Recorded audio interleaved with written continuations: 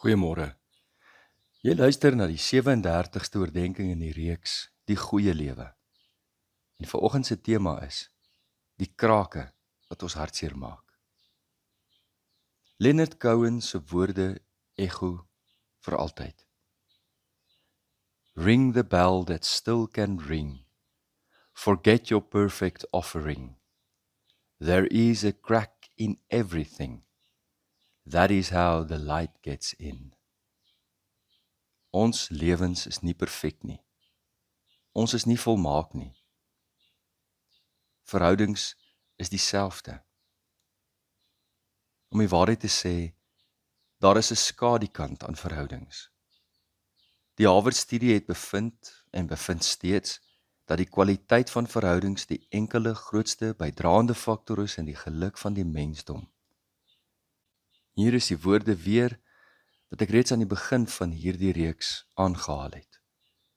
For 84 years and counting, the Harvard study has tracked the same individuals, asking thousands of questions and taking hundreds of measurements to find out what really keeps people healthy and happy.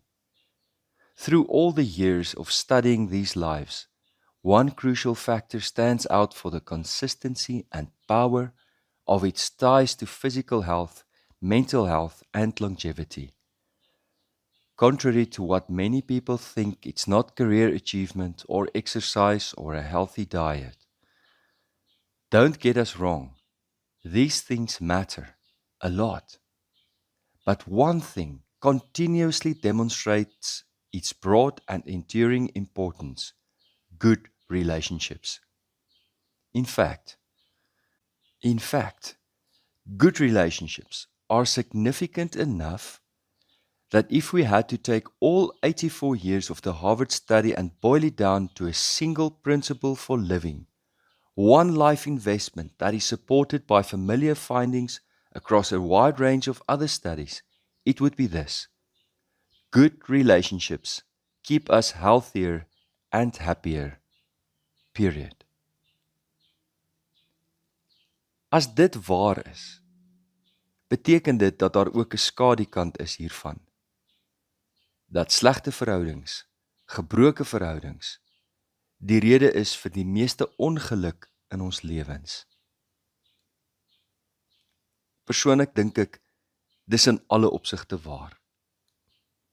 Ek dink ek het dit by 'n vorige geleentheid reeds genoem, dat in my loopbaan as predikant, is dit oor al die jare telkens waar, dat die rede waarom die meeste mense my kom sien, ongelukkigheid, spanning of konflik in verhoudings as oorsaak het.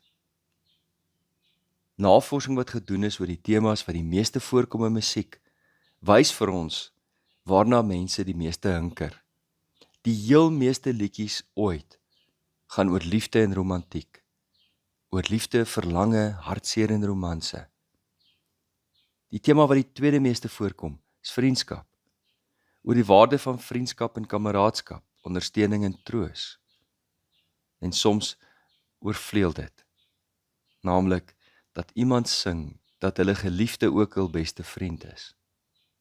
Hiernaas is die tema waaroor mense die derde meeste sing, oor swaar kry en lyding, maar ook deursettingsvermoë. Baie liedere vertel van mense se swaar kry en lyding, en die belangrikheid om aan te hou. Ek glimlag oor hierdie tema, want ek vermoed baie van die swaar kry en lyding waardeur ons gaan, hou juis verband met die eerste tema.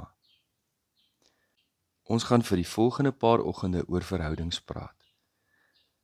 En ek verwys hier na 'n hoofstuk in The Good Life getiteld Facing the Music, Adapting to the Challenges in Your Relationships.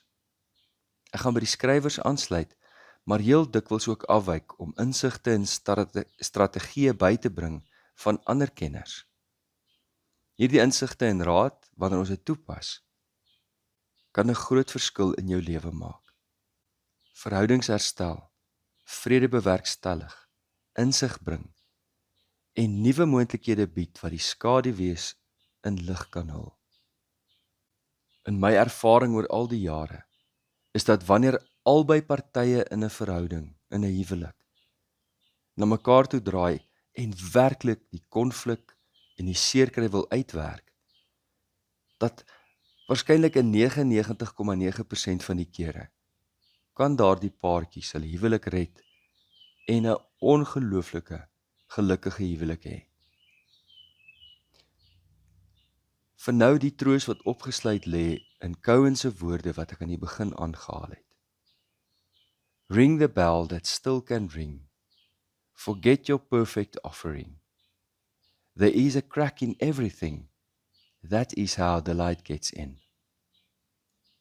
Ring the bell that still can ring. Gebruik wat jy het, selfs al is dit nie perfek nie. Moenie wag vir perfekte omstandighede om iets te doen nie. Forget your perfect offering. Moenie vasklou aan die idee dat ek of jy, ons, iets foutloos moet doen of aanbied nie. Perfeksie is onbereikbaar.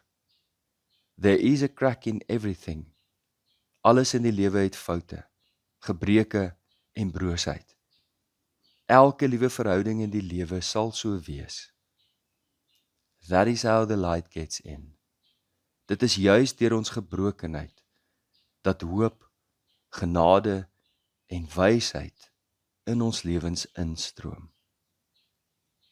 Ons gebed kom vanoggend uit die groot gebedeboek. Here, U wat hierdie mense liefhet wat ek nie kan verdra nie.